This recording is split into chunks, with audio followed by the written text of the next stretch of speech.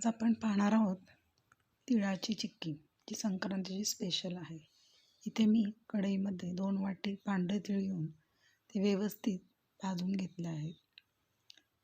जास्त लालही नाही करायचे.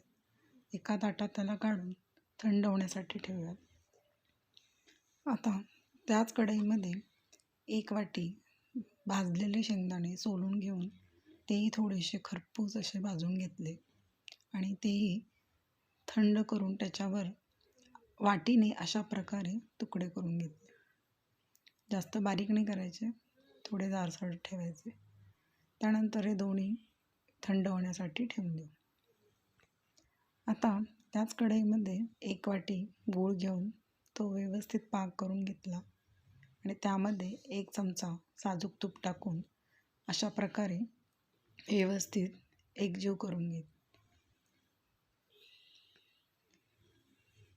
पाकेला जेव्हा असे छोटे छोटे फुगे येतात त्यामध्ये ते सारण टाकून एकजीव करून घ्यावे.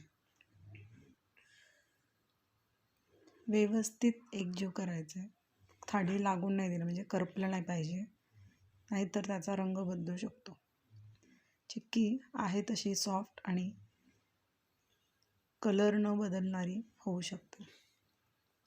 आता एका ताटाला अशा प्रकारे तूप लावून ग्रीस करून घेतले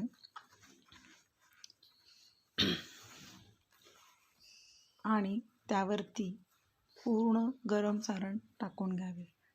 हे सारण गरमच टाकले तरच त्याची चिक्की व्यवस्थित होईल. व्यवस्थित एकसारखे पसरून घ्यावे.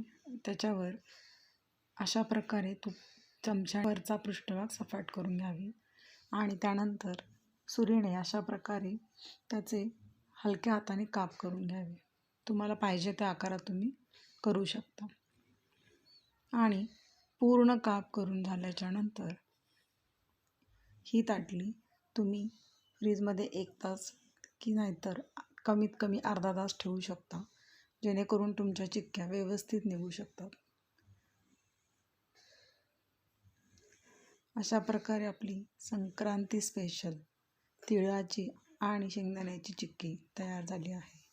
व्हिडिओ आवडल्यास लाईक आणि शेअर करायला विसरू नका आणि नवीन नवीन रेसिपीसाठी केतू स्किलला सबस्क्राईब करा.